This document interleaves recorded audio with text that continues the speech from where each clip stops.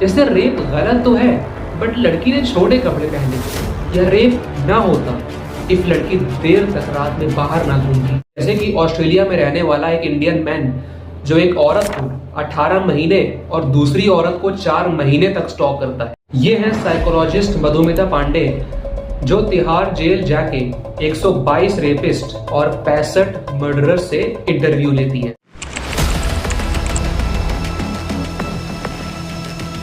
सन 2012 में इंडिया में 25,000 से भी ज्यादा रेप केस रिकॉर्ड होते हैं। वहीं 10 साल बाद 2022 में 31,000 से भी ज्यादा रेप केस रिकॉर्ड होते हैं। रियूटर्स के 2012 का ये article, India struggles with high rape case. आज भले ही हम इंडियंस विश्व गुरु बनने की बात करते हैं, लेकिन जब बात देश की 48% पॉपुलेशन की सेफ्टी की आती है, हम पीछे रह जाते हैं। ये है साइकोलॉजिस्ट मधुमिता पांडे, जो तिहाड़ जेल जाके 122 रेपिस्ट और 65 मर्डरर से इंटरव्यू लेती है। और इंटरव्यू लेने के बाद जो इनको पता चलता है वो सुन के आप शॉक हो जाएंगे। मर्डरर्स को अपने किए पे अफसोस था, लेकिन ज्यादातर रेपिस्ट को अपने किए पे कोई अफसोस नहीं था। सिर्फ 3 या 4 को छोड़ के सब अपने आप को जस्टिफाई कर रहे थे और यहाँ तक कि विक्टिम्स को ब्लेम करने लग गए थे। कुछ ऐसा ही किया था Nirbhaya gang rape convict Mukesh Singh ने। हर कोई शरीफ लड़की होती है, रात को 9 बजे मतलब नहीं घूमती है।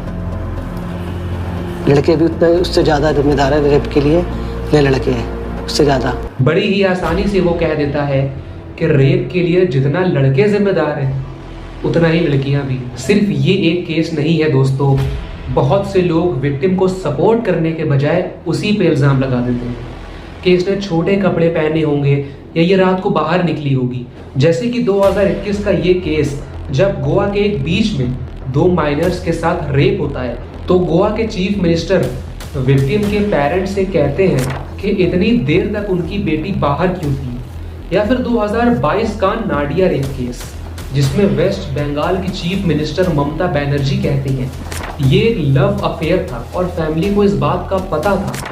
If a couple is in relationship, can I stop it? ऐसा ही 2012 का ये स्टेटमेंट, जिसमें ममता बनर्जी कहती हैं कि रेप केसेस इसलिए बढ़ रहे हैं क्योंकि लड़का और लड़की बहुत फ्री होकर एक दूसरे से मिलते हैं। असल में दोस्तों, रेप का छोटे कपड़े पहन लेने से, देर तक रात में घूमने से या रिलेशनशिप में होने से कुछ लेना देना नहीं है। प्रॉब्लम यहाँ आ जाती है जब हम रेप के साथ इफ और बट जोड़ने लग जाते हैं। जैसे रेप गलत तो है, बट लड़की ने छोटे कपड़े पहने थे। यह रेप ना होता इफ लड़की देर तक रात में बाहर ना घूमती। असल में दोस्तों, रेप का मतलब होता है unlawful sexual intercourse against the will and without the consent of a woman, full stop. अगर कोई लड़की छोटे कपड़े पहन के घूम रही है तो पहली बात, तुम कौन होते हो उसको घूरने वाले या गंदी नजर से देखने वाले। दूसरी बात, अगर रेप छोटे कपड़े पहनने की वजह से होता है तो छोटी बच्चियों का रेप क्यों होता है? मेंटली इल और बूढ़ी औरतों का रेप क्यों होता है? अगर कोई लड़की देर तक रात में घूम रही है तो वो उसका राइट है। इस देश ने सबको इक्वल राइट्स दिए हैं। जब हम अंग्रेजों के गुलाम थे तब अंग्रेज भी हम इंडियंस को ऐसा ही ट्रीट करते थे, उन्हें इक्वल ना समझकर। और अगर कोई लड़की रिलेशनशिप में ही क्यों ना हो, तब भी इसका मतलब लड़के को रेप का लाइसेंस मिलना नहीं होता है। Without consent, any sexual intercourse will be considered as rape, बस full stop। एक रेपिस्ट के बाहर निकलने से रेप होता है दोस्तों, ना कि एक लड़की के बाहर निकलने से। यहाँ एक और कंडीशन लोग ले आते हैं कि लड़की ने तो शराब पी रखी थी, तो मैं उनके लिए बता दूं कि इसमें कोई शक नहीं कि शराब की बहुत नुकसान है, लेकिन फिर भी अगर किसी लड़की ने शराब पी रखी है तब भी उसको सेक्सुअल असॉल्ट का बहाना नहीं बनाया जा सकता।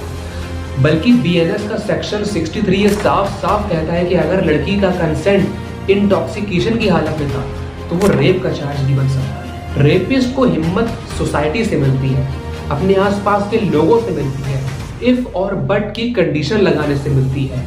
यही रीजन है कि 70% रेप एक्यूज्ड रिपीट ऑफेंडर्स होते हैं। प्राइवेट और गवर्नमेंट स्कूल्स में लड़कियों को right to equality, right to freedom और राइट अगेंस्ट एक्सप्लॉयटेशन की सही नॉलेज देना लड़के और लड़की को इंसान की तरह देखना ये जरूरी है, क्योंकि लोग अपने सोसाइटी के दिए गए स्टीरियोटाइप बातों पे यकीन करने लग जाते हैं जो हमें तोड़ना है। जैसे ये लड़की है, इसे तो काम करना, झाड़ू पोछा करना और खाना बनाना तो आना ही चाहिए, भले ही खुद का लड़का बेरोजगार हो, दिन भर बिस्तर पे पड़ा रहता, लेकिन लड़की को घर के काम करना आना चाहिए। या फिर डिसाइड कर लेना कि लड़की घर संभालेगी और लड़का बाहर से पैसा कमा के लाएगा। और अगर इसका उल्टा हो तो जैसे आफत आ जाती है। टॉक्सिक मैस्कुलिनिटी को प्रमोट करना बंद करना होगा। एनिमल और कबीर सिंह जैसे पिक्चर को पिक्चर की तरह देखना होगा, ना कि उनमें दिखाए गए रोमांस से इंस्पिरेशन लेके अपने पार्टनर को वैसे ही ट्रीट करना। जैसे कि कबीर सिंह मूवी का एक सीन जब शाहिद कपूर कियारा आडवाणी को थप्पड़ मारते हैं। हाथ उठाने को प्यार का नाम देना प्यार करना नहीं, बल्कि एक टॉक्सिक चीज है। क्योंकि अगर ऐसा है तो प्यार तो हर रिश्ते में होता है, माँ बाप, भाई बहन, दोस्त।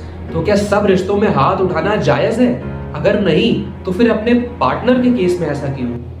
एक लड़की अपना घर परिवार छोड़कर आपके पास आती है इसलिए नहीं कि आप प्यार के नाम पे हाथ उठाएं और उसको जस्टिफाई करें, बल्कि इसलिए कि आप उसे समझे, प्यार करें। और थोड़ी सी तू मैं तो हर रिश्ते में होती है, लेकिन ये आप पे डिपेंड करता है कि आप उसे एक मैच्योर मैस्कुलिन मैन की तरह ट्रीट कर रहे हैं या फिर एक इमैच्योर टॉक्सिक मैस्कुलिन मैन की तरह। ये फिल्मों का एग्जाम्पल मैंने इसलिए दिया दोस्तों, क्योंकि बहुत से लोग मूवी को एक इंस्पिरेशन की तरह देखते हैं। दिक्कत वहां आ जाती है दोस्तों जब लोग अच्छी चीजों के बजाय गलत चीजों से इंस्पिरेशन लेने लग जाते हैं। जैसे कि ऑस्ट्रेलिया में रहने वाला एक इंडियन मैन जो एक औरत को 18 महीने और दूसरी औरत को 4 महीने तक स्टॉक करता है, और जब उससे पूछा जाता है कि उसने ऐसा क्यों किया तो वो कहता है कि वो बॉलीवुड मूवी से इंस्पायर्ड था। दोस्तों, ऊपर वाले ने मर्द और औरत दोनों को इंसान बनाया है।